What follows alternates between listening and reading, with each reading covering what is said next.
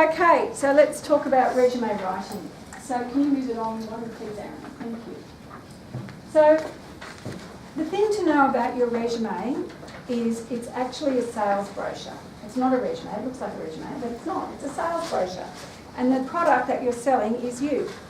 So it's a particular format and it's a particular brochure that has particular information about it that the buyer is looking for. Now, if the buyer can't find the information they want in the brochure, they're not going to buy it. Okay? So it's very important to know that that's what it is. So what do you think the buyer thinks when in the first 3 paragraphs there's 2 typos and a full stop missing? Right? What do they know about you? Straight away, no attention to detail. And that's important in a counsellor. They want to know that your case notes are going to be accurate and up to date. They're not going to have to be correcting spelling. So never send a resume out that hasn't been reviewed by someone who you really trust to catch the stuff that could be going on in the resume that you can't see. It creates the first impression. Now, people decide a lot based on that piece of paper, an awful lot. So whatever's there, first thing you need to do is give them everything they want and don't give them anything they don't want. Right? That's very important. So when an employer can assess what he or she wants against what you have, right? So what you have against what he or she needs. So they're expecting certain things to be in there, and this resume I worked on for 17 years, and since I came here to ACAP, I've honed it and honed it and honed it for placements. So you need to make your resume look exactly like that. Use this format, it works. Now, our agencies love it. We get comments all the time about our resume format because they can find everything they need. It's neat, it's clean, it's tidy. Okay, let's keep going. So this format is available in Sonia, and I think it's as a Word document, is it? It is, yes. Yeah. Yes. So you can type straight over the top of it to put yours in, right? You don't have to set it all up. You can just type straight over the top of it. So it's been tested over many years. Many applications will be received. Expect about 1 minute scan each. Right? So if you're with one of the big placement agencies, they might get 12 resumes. The first thing, human beings scan. That's what we do. We scan for the information we're looking for. So if your resume is like this, they will look in all the places they want to look to find the information they need. So nobody reads the entire resume straight up. They'll come back to it. But when they're doing that initial sort, they don't read the whole resume. They read what they're looking for, what they're looking for. Now that's the reason why you should never send out a generic resume to everybody. If you're applying for a job, you have to look at what the job ad says and tailor your resume to match it exactly, because that's what the person who's doing the looking is searching for. So if you've got the information but it's further down your resume, you have to work out a way to bring it up. And if you've got it in a list like that, but it's at the bottom, you've got to bring it to the top, because the person may never get to the bottom. So every resume must be tailored. You've got to think of yourself sitting in that chair, there's a pile of them here, and you're just quickly going through them and you're looking for, right, she got this, has she got this, has she got this? Spoon feed it straight into their vision so they can find it quickly. Okay, you need to stand out from the crowd. Most resumes out there in the world do not have achievements. They just list what the person did. No, that's not helpful, particularly when you're changing industry. So achievements is the way to get this to, can you move this one? To get the resume to stand out from all the others. So keep in mind that the achievements are the way that you can transfer your skills. So if you've been working as an engineer, writing down what you were an engineer about is not telling a counselling supervisor very much, right? But writing down the soft skills that you developed in that role tells them everything. So let's see what I mean as an example. I don't have any. Is there a spare resume anywhere?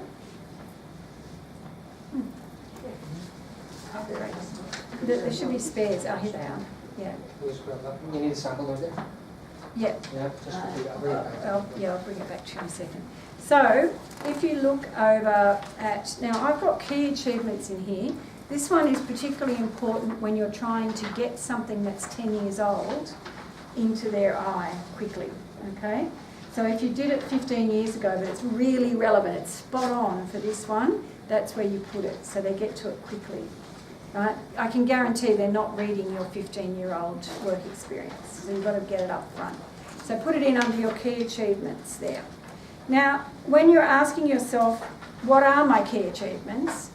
They're whatever the agency is looking for. So you're looking at anything, you're looking for anything you've done in your work life that shows the reader that you stood out from the crowd, okay? So let me give you some examples here. For example, the person who was the principal, or the secondary school teacher, right? Now, I made this person up. They couldn't possibly exist, right? Because they've changed careers so many times. So I just picked things that I know students have come from. So if you're a teacher, notice I've only got 4 bullet points for your tasks and responsibilities. That's because everybody knows what a teacher does. They don't, it's not important. What's important is the achievements. Researched and implemented the peer support program. Oh, she's got experience implementing a program, right? This is important. Selected, that's a really key word. Selected by the principal as the teacher representative to chair the school bullying committee. Now, it could be that you were selected by the staff to be on the social committee.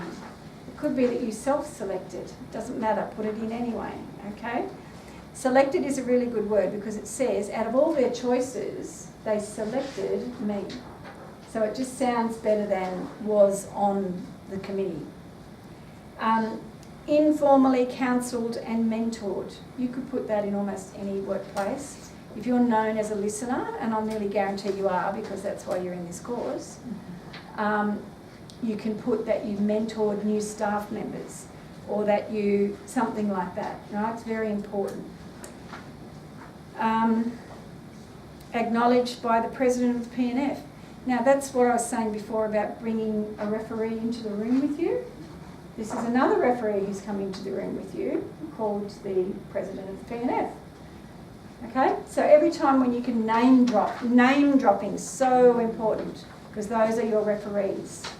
So obviously titles, not actual names, but every title you can drop is a referee, some evidence. It's not just me saying I'm great at chairing committees. Well, says who? Okay, oh, the president of the PNF says so. Fantastic. Then for a less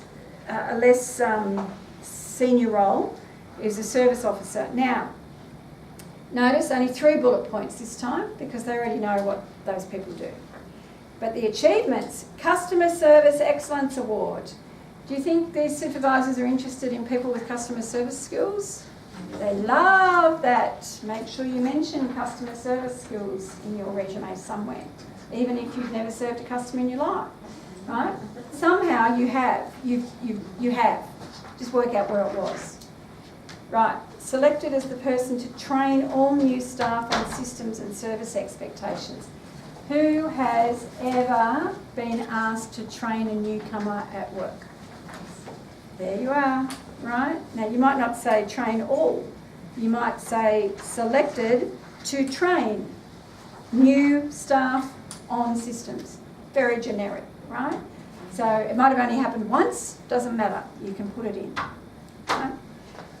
Acknowledged by management for my organisation skills and efficiency in all tasks. You can put acknowledged by anywhere, right? But don't put it if it's not true, because once again, it's going to stand out like a sore thumb when you come in and you're totally disorganised.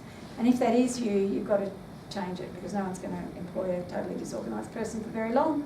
You'll just be out of a job before too long. Selected as the company representative at the local Retailer of the Year Awards, right? Now, anything that you're selected to go and represent, it might be there's an awards night on and nobody wants to go. Would you go? Right? Doesn't matter. You were selected. So off you go. And then the last one is quite a low-level role, an officer-level role in a business. So the responsibilities, only 3 things there. I jammed a whole lot of things in there. So rather than having a bullet point for coordinated the mail, couriers, travel bookings, you don't have a bullet point for each of those, you just jam the whole lot in one sentence. Because really, everybody knows that anyway. But the achievements for this person who's very entry level are promoted to work on key client marketing campaigns within 6 months of starting a company. I wrote a resume for a young man once who's worked at Coles for 3 years, done nothing else. And I said to him, did you get promoted? Yeah. I said, good. What to? To the head of the checkouts, you know, the person who checks the checkouts. I said, oh, great. How long did that take? 3 months. And I went, you're kidding. I said, you must be fantastic. And he said, oh, I said, no, really, you must be. How many checkout chicks are, or how many checkout operators are there? 12. And I said, they promoted you. Like, really, you must be fantastic. And he hadn't seen that. Didn't occur to him as even a thing. But it's a thing. Acknowledged by management. It's a beautiful one, right? For my calm and organised approach to all situations. Mentored a junior marketing assistant. Now, you can usually put that about someone who you worked with, that you got to mentor a new person or a junior. Elected by staff as their representative. That could be anything, social committee, could be work, health and safety. So from now, if you're working at the moment, any of those jobs that come up, put your hand up for them, because then you can put in your resume, okay? They're just good things to put your hand up for, because they're really very easy. And they look like you've got a real community spirit, okay? Volunteered. Also, great word, volunteered, put it in often. Then your availability. And then the last 2 pages, I've just put a whole lot of ideas of other things that I didn't mention, but it might be something that you can use in your resume. All right, now let's just come back to the front page. Now notice at the top there is no objective. Many of you have objective at the top of your resume. Who's that about? That's what you want, right? The person reading this resume doesn't care what you want. They really don't. They want to know what you can bring to them. So a capability statement tells them what they'll be getting if they pick you, okay? Then those core counselling skills are always good to drop in because, of course, they're expecting those, but you've actually stated them. It shows that you actually know what they are, which is a big benefit. And anyone who's not sure what core counselling skills are or fundamental counselling skills, please learn them because you will be asked about those in interviews. You've said you're enthusiastic, confident, mature. These are really important words. Positive, excellent track record, effective team leader. These are all things that you can say if it applies to you. Don't say it if it doesn't apply to you. Now, notice under education there, I've put a credit average. If you're a distinction or a high distinction average, you can put that, right? Sorry, where did you put that? It's just under education, Bachelor of Counselling, Australian College of Applied Psychology. Don't put ACAP. And when you are calling agencies, don't say ACAP, in case you're talking to someone who doesn't know what that is, okay? And that'd be pretty rare in Sydney after 30 years in the business. We're pretty well known, but some of the other states have to always say the Australian College of Applied Psychology. Key units completed. Now notice how these, I used to have them going down the page. It takes up too much space. Put in just the ones that that person in that chair is interested in. Now you've done lots of other ones like the first unit, what introduction to blah blah blah, higher education studies, something, academic studies. Yeah, but who cares? It's not of interest to that person. So only pick the ones that are going to be of interest to them and put them in columns. So if you've got more than this, put an extra column and have 3 columns. But then it only takes up that much room. Diploma of Administration. Now I've put that in because it's relevant. But if you have a diploma of hospitality, probably not that relevant. Particularly if it's quite old, like 1997, you could leave that out. Admin is always of interest to everybody, but hospitality is not of interest, right? Now, if counselling training certificates is what I was saying about go and do another certificate so you've got something to put there, it just shows that you're someone who goes above and beyond, right? You're hungry for knowledge and you're keen and enthusiastic about that particular area. I'd really advise all of you to go and do something in DV just because there's a lot of money coming for DV jobs in the future. And if you've got something that gives you a head start there, that will be well and truly worth it. Now, you were asking before about what you do with jobs that are older, if you've had this many jobs and you're not going to do an 8-page resume. Most of the jobs are irrelevant, right? So don't put in anything that's older than 10 years unless it's specifically relevant to this one. So for example, say you've been working in a marketing role for the last 10 years, but before that you were a caseworker, right? You would put the caseworker in. Now, a lot of people, because, you know, students, particularly young students, have got lots of hospitality or McDonald's retail stuff, right? You can just clump all that together and say 2006 to 2000 to 2006, various retail and hospitality roles. That's all you put. Nobody wants to read which McDonald's you worked at, really. They just don't. So you can clump all those things together and you can put dates around it and just write off that whole part because it's not of interest to this person. Okay? What happens if, like, you did, like, say, 10 years in the mining industry, which is irrelevant, then you had several years where you went well enough to learn, and then you're back in the field, but in a related field? When did you come back into the field? 2 or 3. Yeah, so sometimes when there's a big gap, you have to do one of two things. You either use a different resume format that doesn't highlight dates, but these people are going to ask, right? So sometimes it's best to just put recovering from, and if you can say what it was, that's great. If not, some people it was a car accident. I mean, what can you do about that? Or for some people it was a, you know, whatever it was. And for some people it's raising kids. You've been raising kids for 15 or 20 years. You can put that in, right? So don't leave gaps. The thing about a resume is it's designed to answer questions, not to cause them. So anywhere where a reader is going to go, well, hang on a minute, where's X, right? Is causing a question. So you need to put something in. So you're welcome to give me a call and we'll work out something. It's relatable because the field understands mental health, so I can easily Great. explain it to them. That's right. But on your resume, it can cause concern. So we'll see what we can do with that, okay? Sometimes there's ways that we can not cover it over, but put what else you were doing at that time. Or studying. Yeah, there you go, student. Okay, you can put that in. And then in the interview, if it's relevant, but often keep in mind that I'd say, I don't know, maybe 60% of students who come to ACAP come because they had a contact with a counsellor because there was an issue. And it might have been a mental health issue or another issue, but they came because they experienced counselling and decided that that was the kind of difference they wanted to make in the world.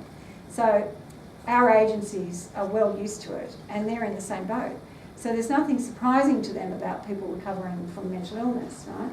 But what you can raise concerns about is how long ago it was, because they want to make sure that you're fully recovered, and what it was, and how you're mitigating that now, how you're working with that now.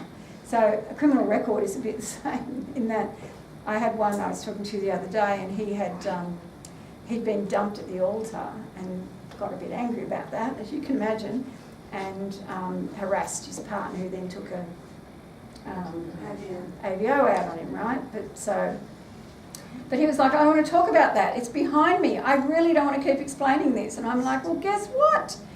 They want to know what this was about. So you better get used to talking about it again. We'll come from the CRI anyway. Hmm? It will come from the CRI. What's a CRI? Oh, sorry, criminal record inquiry. Yeah. It was on his thing, but he was saying... Anyway, just funny story. But so you can explain it. So what I said to him was, you need to develop what's called an elevator speech. 30 seconds. Can you give up the evaluations for me, please? And turn the video off? Thanks. 30-second explanation of what happened. And you practice, practice, practice, practice, practice, practice, practice,